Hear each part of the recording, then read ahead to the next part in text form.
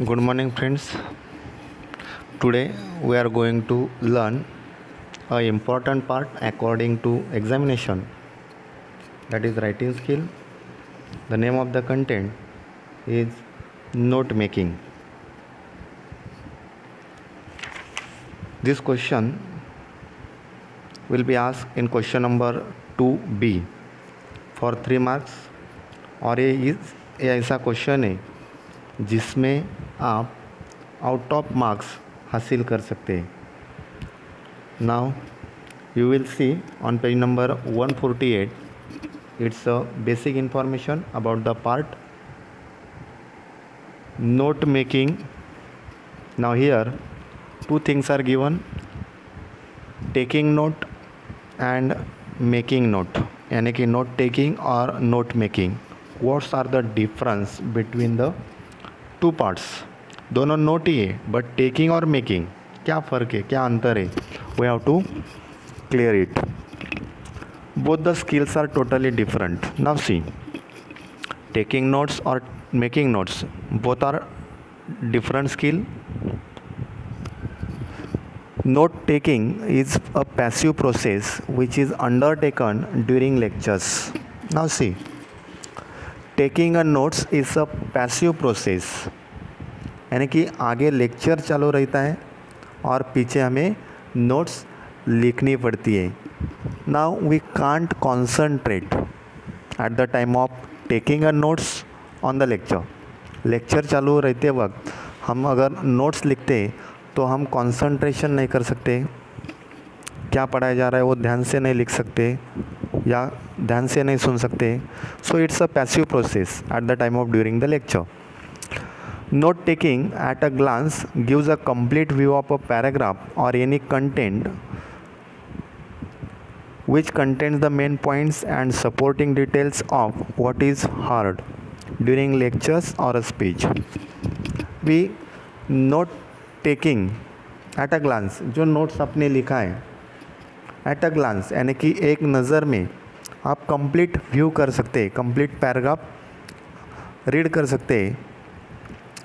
जो कंटेंट की आपने मेन पॉइंट्स लिखी है या उस स्पीच की या उस लेक्चर की सपोर्टिव डिटेल्स लिखी है, ये खाली आपको क्या हो सकता है, कंप्लीट ग्लांस हो सकता है. लेकिन पैराग्राफ तो भी आपको रीड करना होगा, यानी कि पैराग्राफ में क्या लिखा है, this is also important for the learning.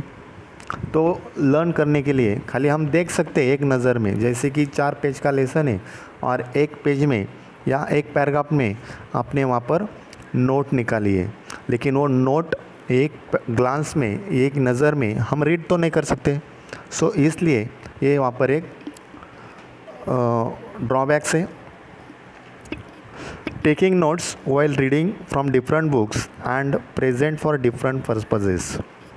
देखो, टेकिंग नोट्स निकालना while reading from different books, दूसरे बुक से रीडिंग करना, और प्रेजेंट फॉर डिफरेंट पर्पजेस, और या दूसरे उद्देश्य से वहाँ पर वो प्रेजेंट करना, यानी कि पर्पज़ अलग अलग हो सकता है, यानी कि सभी का नोट्स सेम नहीं हो सकता है. यानी कि एक ही किताब है और एक ही किताब की या एक ही लेसन की, एक ही पोइट्री की अगर नोट्स लिखने के लिए कहा जाए तो according to student grasping power it will change. जैसे स्टूडेंट की ग्रास्पिंग पावर रहती है उस हिसाब से वहाँ पर वो चेंज होने वाला है. नोट मेकिंग, अभी ये नोट टेकिंग का. Now see what is note making. Note making is a more active and focused writing skill. Note taking से भी ज़्यादा एक्टिव पार्ट है और फोकस पार्ट है राइटिंग स्किल में नोट मेकिंग का. Where a concrete connection between all relevant concepts and words is drawn to infuse और connect all thoughts together by a method.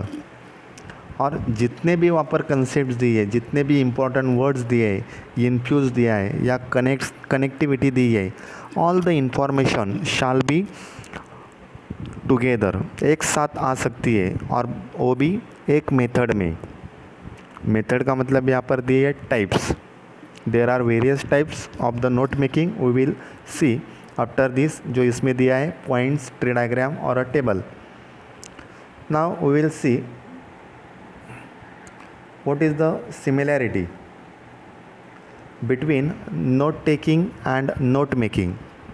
See, क्या दोनों में क्या सिमिलैरिटी है? Both provide the students with material for easy reference, preparation and study during an examination.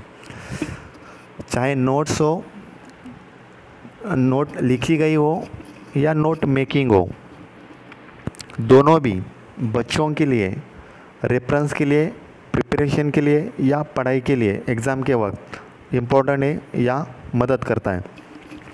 Both aid the students in remembering facts easier at it as it utilises both reading and listening senses. और ये बच्चों के लिए एक add यानी कि शैक्षणिक साधन है, एक साधन है रिमेंबर करने के लिए, याद करने के लिए.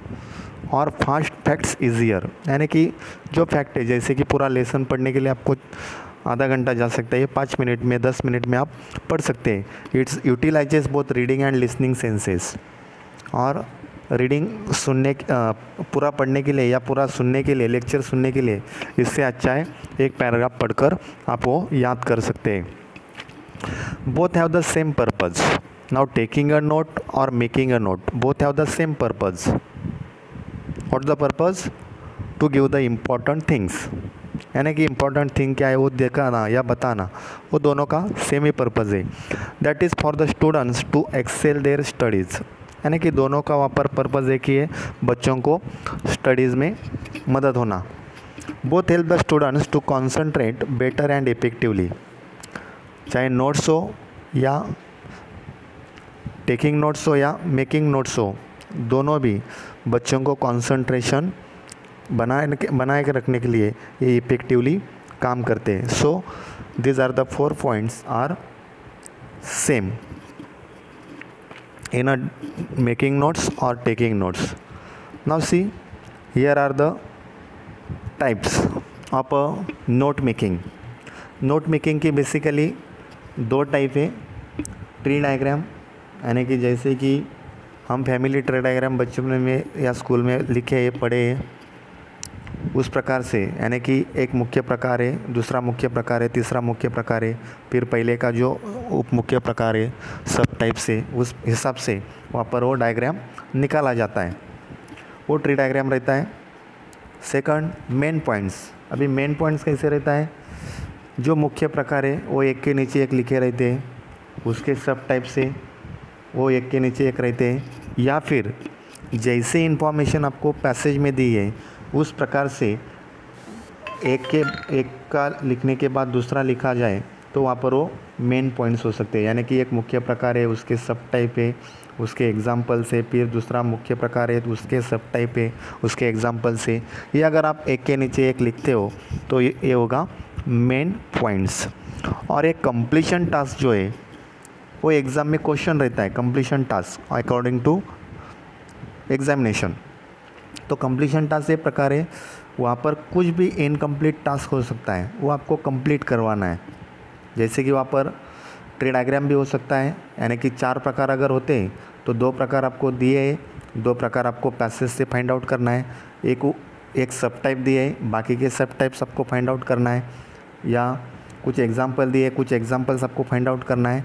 ट्री डायग्राम में ये हो सकता है, या एक इनकम्प्लीट टेबल हो सकता है, इनकम्प्लीट टेबल आपको कंप्लीट करना है, या फिर पाई चार्ट हो सकता है, ग्राफ हो सकता है.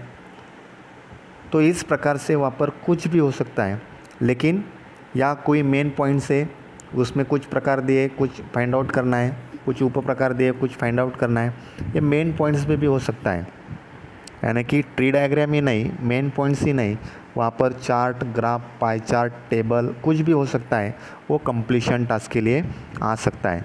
लेकिन बेसिकली ट्री डायग्राम और मेन पॉइंट्स ये 2 है, लेकिन क्वेश्चन पेपर में जो क्वेश्चन आता है वो कंप्लीशन टास्क का रहता है.